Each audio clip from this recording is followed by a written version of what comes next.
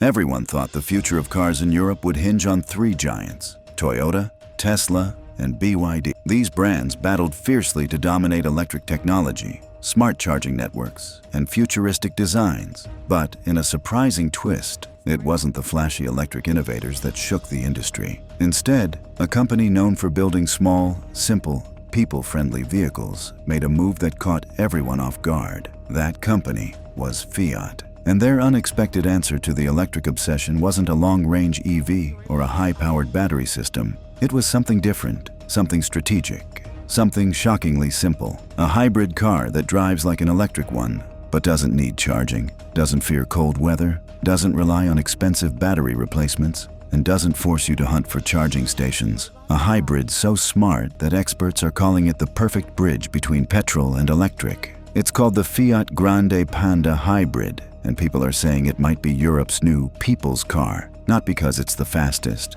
not because it's the smartest, but because it understands what everyday drivers actually want: comfort, economy, and peace of mind. That's why many believe this tiny hybrid could slow down the electric revolution, at least for a while. But to understand why this small box-shaped car is making such a big noise, you have to know the mind behind it. Fiat isn't a newcomer trying to make a statement. It's one of the oldest car manufacturers in the world.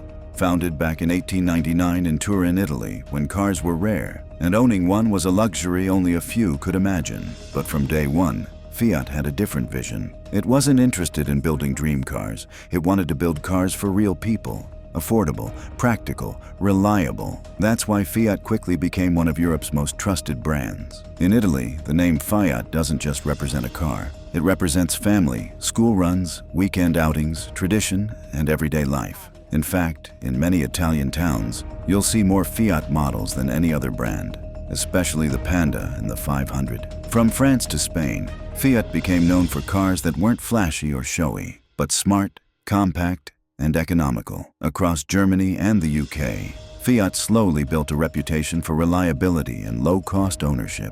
And in the last 2 years alone, Fiat has sold nearly 600,000 cars in Europe, mostly small petrol and hybrid models. The Fiat 500 even ranked as one of Europe's best-selling small cars of the year several times. But while other brands raced forward with electric vehicles, Fiat didn't rush. They listened, they observed, they studied actual buyer behavior, and what they found was something many car makers ignored. People love the idea of electric cars, but they're not fully ready to live with them. See, buying an electric car feels exciting at first. Modern, clean, futuristic. But living with one? That's where the challenges begin. EV owners in cities may enjoy convenient charging at home. But what if you live in an apartment where charging stations can't be installed? What if you live in a small town where charging networks are limited? Or worse, what if you need to travel long distances and can't find a charging station nearby? Then there's battery anxiety, the constant worry that your battery might drain before you reach your destination. Replacing EV batteries is expensive, sometimes costing almost half the price of the car itself. Cold weather affects battery performance. Charging at home takes hours, and on a road trip, waiting for a car to charge for 45 minutes at a station doesn't always fit into real life. For many people, electric cars aren't too expensive. They're too complicated. Fiat saw this clearly. So what they built wasn't just another car. They built a compromise, a bridge, a stepping stone between petrol and electric. Something that gives you electric-like driving, stunning economy, and smooth performance, without the headaches of charging and heavy maintenance. That bridge was called a hybrid. But what Fiat did differently, what made their hybrid special, was the way it blended electric and petrol power so smoothly that drivers almost couldn't tell when one ended and the other began. At the heart of the Fiat Grande Panda Hybrid lies its greatest achievement: a smart, compact hybrid engine system. It's not bulky, it's not complex, it doesn't raise the cost of maintenance, and unlike many hybrids, it doesn't require you to modify your driving habits. You don't need to switch modes, you don't need to choose between driving eco or power. You don't even need to think about when the electric motor should kick in. The car decides everything, silently, intelligently, efficiently, at slow speeds, like in heavy traffic, tight parking, or stop-and-go city driving. The electric motor quietly takes control. You feel no vibration, no struggling, no sudden jerks. Just a smooth, silent, controlled glide, like a full electric car. In those conditions, petrol engines usually work harder, burn more fuel, and feel strained. But not here, because when this hybrid system assists, it doesn't just help the engine, it protects it. It reduces stress, improves efficiency, and lowers long-term wear. Drivers don't feel fatigue when accelerating slowly, maneuvering through tight European streets, or pulling away from a red light. Many reviewers said driving it felt like the car helped them drive, rather than the other way around. But when you need more power, like climbing, overtaking, or highway driving, the petrol engine quietly steps in. You never notice the shift. No shocks, no stutter. Just a seamless transition. This hybrid isn't just a feature, it's an experience. And it's designed for real life, not for brochures or lab tests. But Fiat didn't stop there. They didn't just build a smart hybrid system, they wrapped it in a design that Europe wasn't expecting. Enter the Grande Panda's retro-modern boxy design. In a market full of sleek curves, sharp edges, and aggressive styling, Fiat did something bold. They went simple. Boldly simple. A shape that looks classic, yet feels modern. Boxy, but not boring.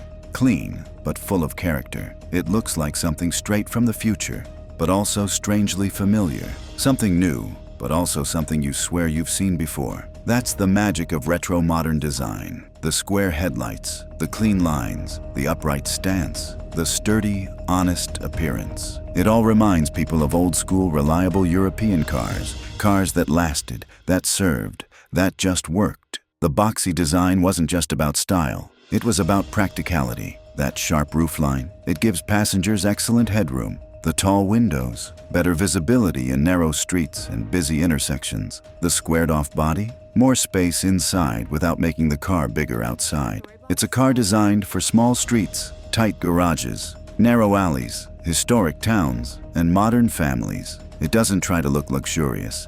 It doesn't try to look expensive. It looks smart. And that's what people fell in love with. But what made people truly take notice was the price. In a time when even basic electric cars start from uncomfortable price points and maintenance costs are only rising, Fiat made a remarkably different move. They built a hybrid that feels modern, drives smoothly, reduces fuel costs, doesn't need charging, and doesn't make your wallet cry. And they priced it so that real people could actually buy it, not just wealthy city families. Not just people with home chargers, but students, young professionals, first-time buyers, retired couples, small families, daily commuters, people who just need a simple, economical, efficient car. That's why experts started calling it the next people's car, a title once owned by Volkswagen's Beetle and later by the Fiat Panda and the original Fiat 500. But now, in the hybrid age, this little boxy hybrid might claim that title all over again. Fiat didn't build a car to win awards. They built a car to win hearts. But if the Grande Panda hybrid is so loved,